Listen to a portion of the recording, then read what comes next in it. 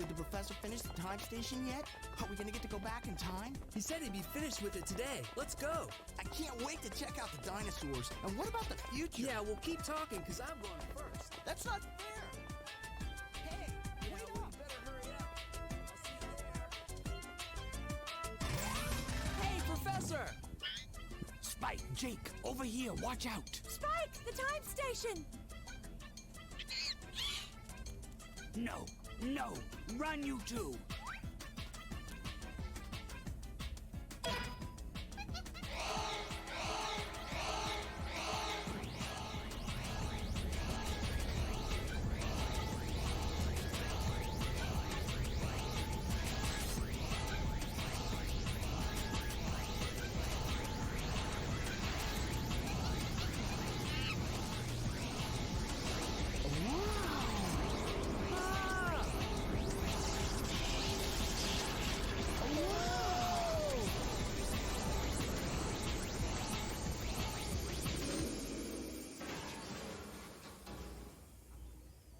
It works. It actually works. We did it, Natalie. We did it. The time station is complete. We don't have time for celebrating. We've got to do something.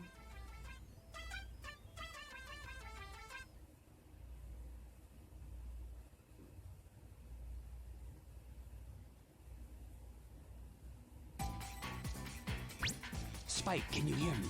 You must listen carefully. Something awful has happened. There's been an accident. The time station has been activated by Spectre and you're being transported back in time. You'll soon arrive in the lost land when dinosaurs roam the Earth. Spectre has sent the apes back in time to try to change the course of history. His plans for world domination have begun. And if we don't stop the apes, history will be changed forever. You're our only chance. Two of my gadget inventions, the Stun Club and the Time Net, were also caught in the transport. I want you to use them to catch the apes and send them back here. The Stun Club can be used to defend yourself against attackers. And when you use it on the apes, they'll be stunned. And you'll have an extra second to catch them with the Time Net. There isn't time for any monkey business, Spike.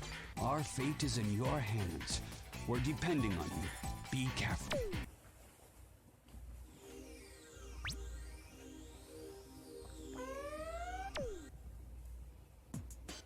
Hello, Ray Phoenix here, and welcome to Let's Play Ape Escape Part 1. This is by far one of the greatest games on the PS1. This really is an underrated gem of a classic that no one ever really talks about anymore, never really gets acknowledged anymore. This game kind of faded away with the sands of time, or as so it may seem. It has a really unique control scheme. We use a dual shock analog controller to use to move around, and you actually have to it's really hard to explain. Use the left analog stick to move around, use the right analog stick to hit things, or collect monkeys, or capturing some certain gadgets. There's a Spectre Coin in that tree over there that I'm going to be picking up.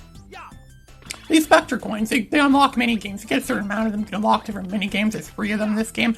So this is a legendary classic overall. I have really fond memories of playing this game. I first discovered this game on a demo disc I had back in 1999. That was, I had a demo for this game, as well as a lot of other PS1 games that came out in 1998 or 1999. It's called PlayStation Underground Jam Pack Summer 1999, I think is what it's called. This game came out in the summer of 1999, back when things were, when humanity was at its peak again. The PlayStation was at a high point in its timeline, and some of the best games for the system came out. This game has a really strong Nintendo influence in it. The characters look like Pokemon characters. The music almost sounds like Mario music, or could be worthy of being in a Mario game. And this game plays very similar to Super Mario 64.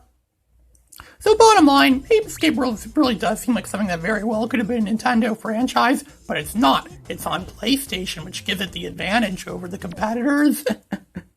And so Natalie just says, oh, you did good. Yeah, we caught 3 monkeys. There's like 204 monkeys, I think, in this game. So we've still got like 201 some odd monkeys left to go. So this is the time station. It's like the main hub world of the game where you could view the different things in the game.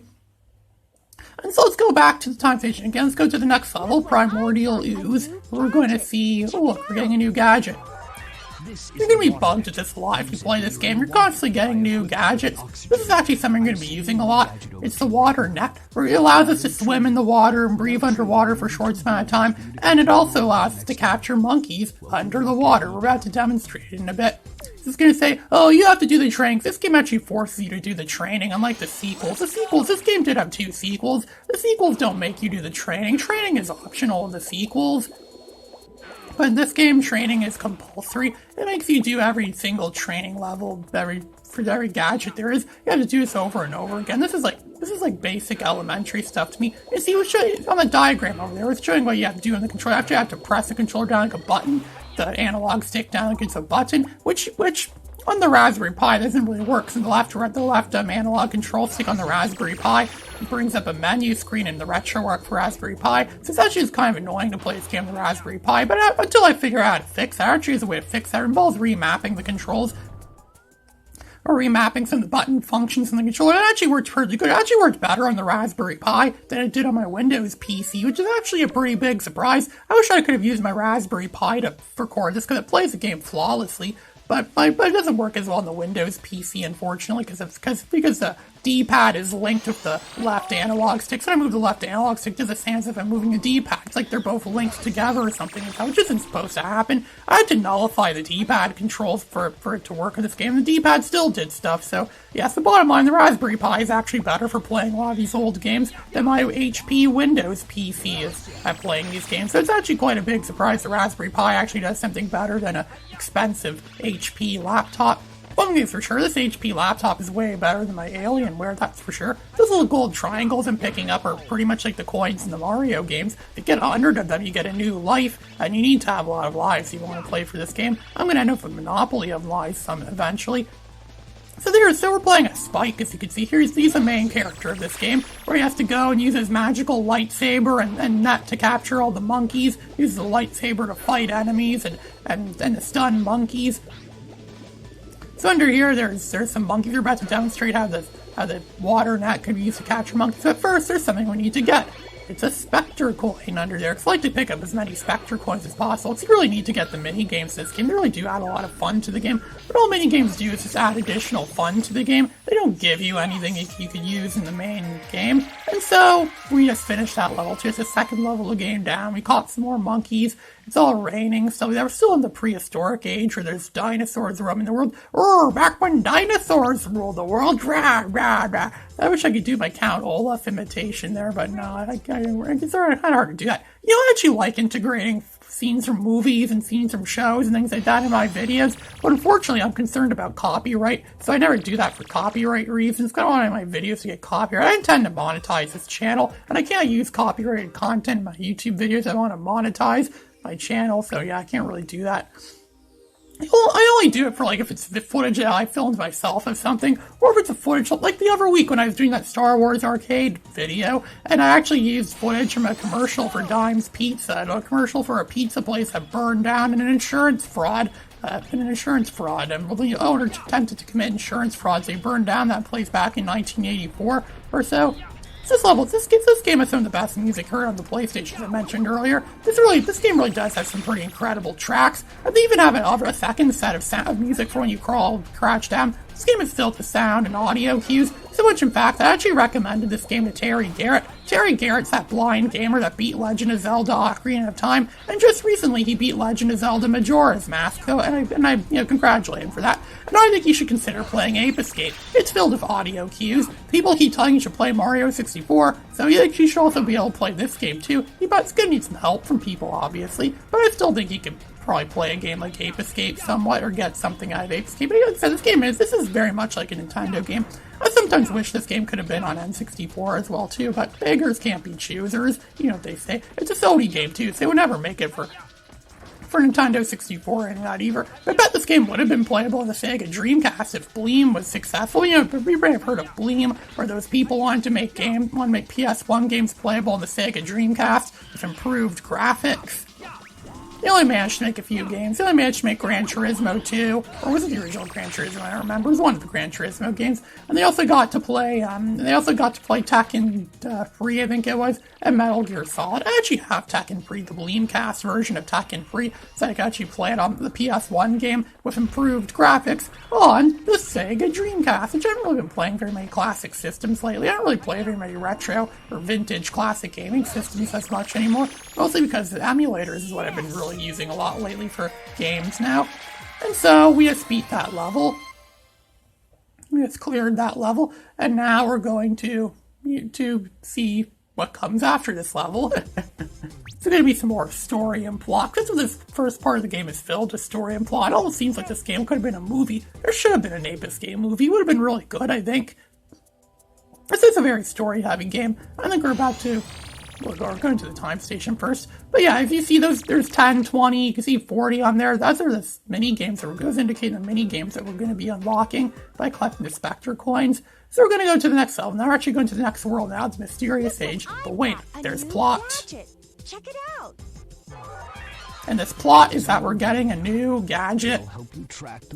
I hate that they did this in this game. Something I actually don't like about this game is the fact they force you to do the training level for the gadget. Sure, it ensures you learn the gadgets, but again, as I keep saying, I think it was better in the second game. I didn't force you to learn the gadgets over and over again. We're going to have to do this crap again. We're just have to figure out where monkeys are located. See, that monkey's located over there is one. We have to find where all of them are located. And if you get a wrong hit, you pretty much pass out, and you have to start the whole game, the whole level again. The whole level again is pretty much what you have to do then. But I think we just got them all knocked down, or not. We got all the monkeys revealed. So let's go in. Let's go to the. Oh wait, that's right. There's more plot.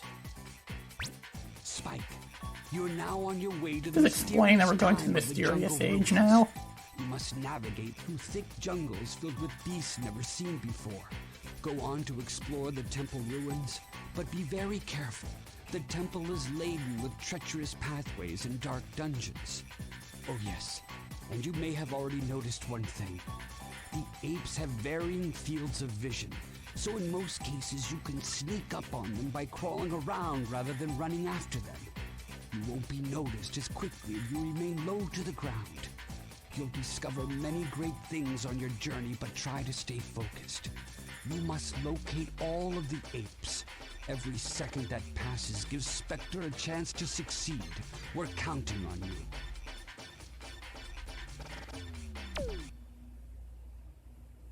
Alright, so now we're heading off to the Mysterious Age. Oh wait, look at this. More cutscenes. Isn't this what we all like in games? Hello, Professor. Remember me? It's me, Spectre, the future leader of the new age. That's right. Apes will soon rule the world, just as it should have been from the beginning. Spectre, what's going on here? What are you planning to do? Spectre, oh yes. You're the monkey that performs at the amusement park. What? He's that cute little monkey that everyone loves to come and see? But how? Yes, that's right.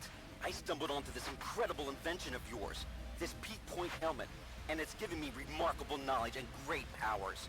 And now, I plan to rule the world, and I owe it to you, Professor. Spectre, you must listen to me carefully. It's true that the peak point helmet will augment your intelligence to heighten levels when it's worn. However, it is still incomplete. It's never been tested and may be very dangerous to use. I insist that you bring the peak point helmet back to me immediately. Bring it back? Are you kidding? I'm sorry, Professor, but it's too late. I've already made duplicate helmets for my new army of apes. There's no stopping us now. The future is mine! Don't try and trick me into giving this helmet back, Professor. I'm smarter than you. I even figured out how to use the time station. I've already sent my armies back in time to rewrite history. No longer will humans be the dominant species. I will rule this world. Don't bother trying to stop me. Huh. Spike will find you. Just wait, you'll see. We're not gonna stand around and let you take over. Spike? That little runt? He doesn't scare me. I've got a surprise for him. Jake! I've always wanted to go up against you. Now here's my chance. I'm gonna have a great time destroying you and showing you who's the real hero. What's happening? What's wrong with you? Do you realize what you're saying? Do you know who you're talking to? Snap out of it! Pull yourself together! Can you hear me? It's no use. Somehow he's been brainwashed and he's being controlled by Spectre. That's right, Professor. You're very perceptive. The boy you see here isn't the same anymore. He works for me now. I'm in control, and no one can stop me, especially not you. Well, I've got to go now, but I'm sure we'll be talking again soon. So look at that. They kidnapped our friend, or he captured our friend, and now he turned our friend against us.